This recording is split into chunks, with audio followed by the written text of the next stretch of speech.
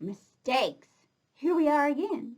Last time we learned about the power of the climbing wall analogy to help us view mistakes as encouragers, supporters, and engagers on our way toward our best self, right? So here's how it goes is the pain is the harness and the rope.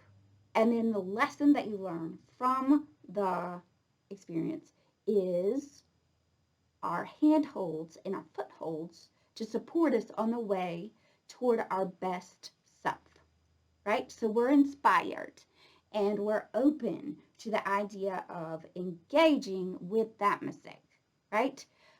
But what are the specific steps for you? What are your unique steps to get out from under your mistake? I'm Dana Hicks, a licensed clinical mental health counselor, and I have some tips for you about how to get out and under from that shame of the mistake of your situation. Ready? Okay, it starts with the pain. Identify that pain. That means if that pain had a color, what would it be? If that pain had a shape, what would it be? What texture would that pain be? Rough, smooth, pointy, jagged?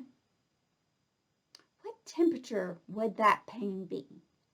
Hot, cold, medium, bath water, icky bath water, temperature, whatever you want, right?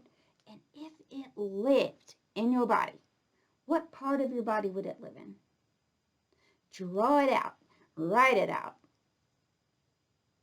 any way you want, but think about those questions. And also, try to name the feelings that are involved with that mistake. Shame, sad, angry, confused, anything. Just write it out. Draw it out until you have no more ways to describe how that pain presents for you. Okay? And then do the same thing with the lesson. What is the lesson? Write the lesson out. This is what I need to do to not ever get in this situation again. Right? If that had a color, what would it be? If it had a texture, what would it be? If it had a shape, what would that be? What would the temperature of that lesson be? So then, when you get it out from your body and you've explained it with all the words that you have about that,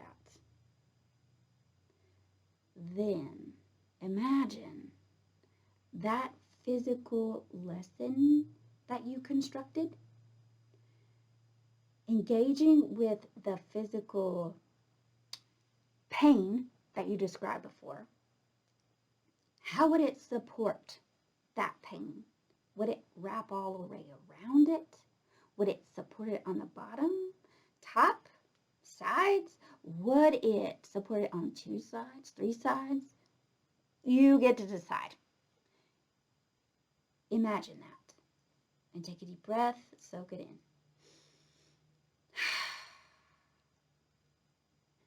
Then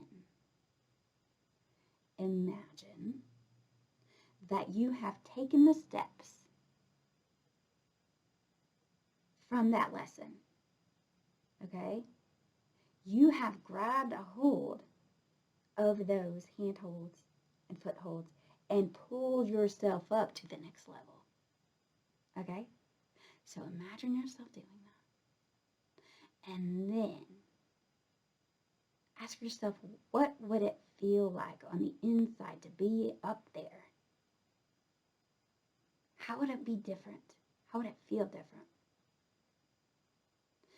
what would you be able to see that you weren't able to see before? What would you know that you didn't know before? How would life be different? Write it out, draw it out, feel it, deep breathe through it. The more you engage with that state of mind, the more you are going to get there on the outside. So, to review, here we go. So, you define the pain, okay? So what is the color, the shape, all that? Where would it live in your body? Define the lesson. What did you learn? And if that lesson had a color, shape, texture, temperature, what would it be? And then imagine that lesson supporting the pain, however you need to be supported, however the pain needs to be supported. Imagine that happening, okay? And then imagine that you have taken steps applied to that lesson, right? And pulled yourself up to the next level. What would you be able to see that you haven't seen before? How would it feel differently in your body than before? What would you know that you didn't know before? How would life be different in any way? Write it, draw it, feel it. And then the more that you focus on that, the more it's just a matter of time before it comes true on the outside, because you are that. You are that. All I gotta do is express it and do it. Okay, so that's my gift to you. I want you to feel free to like, comment, and subscribe below with no strings attached.